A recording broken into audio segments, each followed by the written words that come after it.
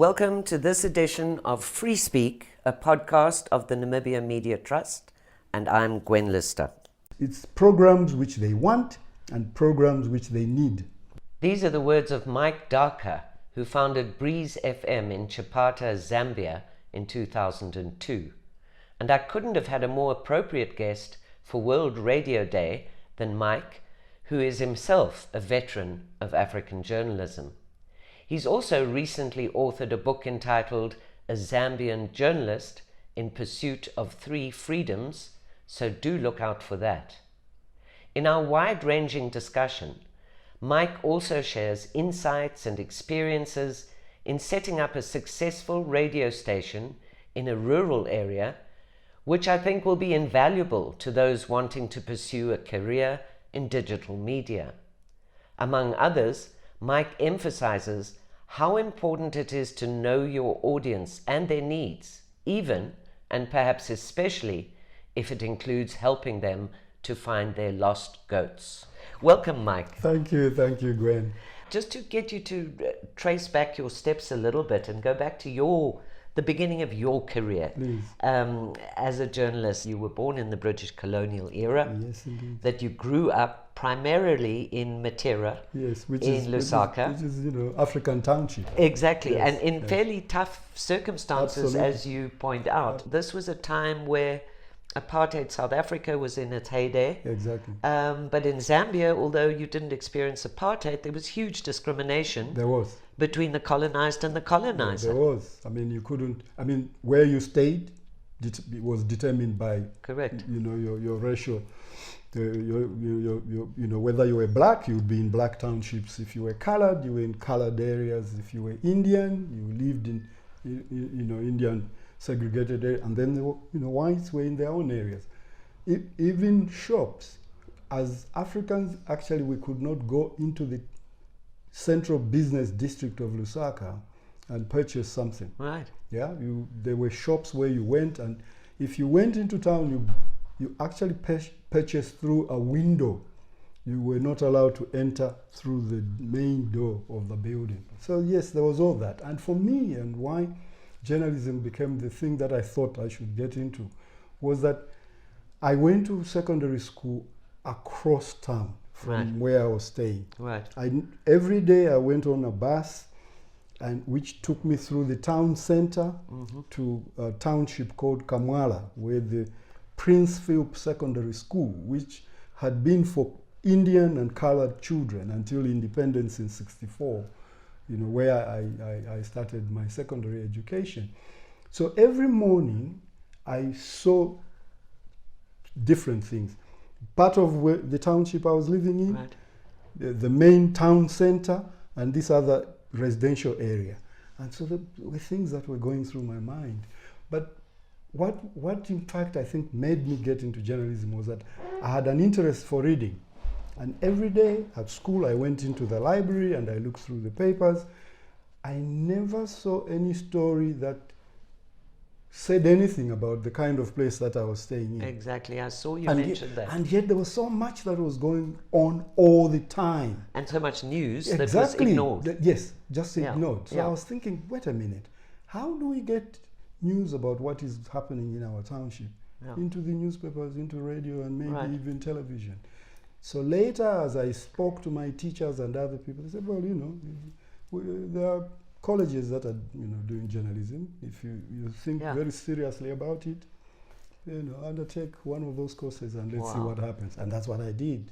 And so that sparked your interest in trying to fill in the gaps Absolutely. Of the news of the day that wasn't being told, the stories not being told. You mentioned there, Mike, and I just want to track back to that briefly, that it was a love of reading. And I think your other great love was music, if I remember. Of course. Yes. And I'd like to stop there a second, Please. because you probably agree with me if I say one of the main problems with our journalists today is that they're not reading. They are not reading. Just dwell on that a little bit and Please. emphasize how very important it is to have this really good general knowledge. Understanding issues. It's about being capable of interpreting the events that are happening, so that it's not just writing about what somebody has said, or he said, bare she facts. said. Yes, he said, she said, and bare facts. So it's interpretation, it's analysis. There's very little of that now. In fact, if one is to ask what is the real difference between the media then, even if we're in a one-party system and now, is that there's very little analysis going on. Absolutely. The Sunday Times of Zambia, which was the Sunday edition of the Times of Zambia newspaper, people could read the whole day of Sunday because there were such detailed articles that dealt with all the things that had been going on. Today, I don't think anybody will spend anything up to an hour with a newspaper. Absolutely. A few minutes and you put it away. So really, our journalists must read. Mike, you touched on it, the Windhoek Declaration, which I think many young African journalists today don't realize was such a great moment for the media in Africa. We tend to think, okay, we've always been on the receiving end of the Western media, but in fact, so much change in the world's media has originated in Africa, not least of all the Windhoek Declaration, the Charter on Broadcasting, the later moves to put in place access to information laws. There have been a host of things which I think African journalists can really wear as a badge of pride. And of course, World Press Freedom Day came about as a result of the adoption of the Windhoek Declaration. Obviously, the Windhoek Declaration came at a time that Africa was changing, that we were moving away from the one-party states, apartheid in South Africa, and it was like a breath of fresh air and gave some impetus to free and pluralistic media on the continent. Did you find that also had an effect in Zambia? Because all the change that has happened in Zambia and then leading to the Charter on Broadcasting Zambia in 2001. Zambia today has 145 radio stations. It has 44 television stations. Lusaka alone has 39 radio incredible. stations. All that you can't deny the fact that without the Windhoek Declaration, that would not have happened at all. That's very interesting. My own region, when I went there was only one Catholic radio station. Right. Mine was the second one. Right. Today we have 14 radio stations. In that same area. And then there's also a television station in our town. It's amazing. My only concern is that they've given out licenses. Because there are frequencies, they must be given out. Right. But is there the ad spend to support the operations of all these media institutions? Definitely. I don't think so. So in the end, only the strongest survive. Exactly, really. exactly. Because the truth is, there is not enough money to go around to support all those media institutions. And the advertisers also haven't increased. The ad spend tends to remain the same. And so it will be tough times for a lot of those, But I think the good thing is that anyway, there is diversity. There's and diversity. Everybody has an opportunity to try at least to set something But also people have a choice to listen to the radio station of their choice or to buy the newspaper of their choice. But real growth in media in Zambia has been in the radio sector, where I know that. almost every single district has a radio station. And for me, to give voice, because now it's not stories and programs about people far away. No, it's local stories, local voices, and local people talking about their own issues, local people talking about issues that affect them, that government needs to deal with. It's the most important thing that could have happened.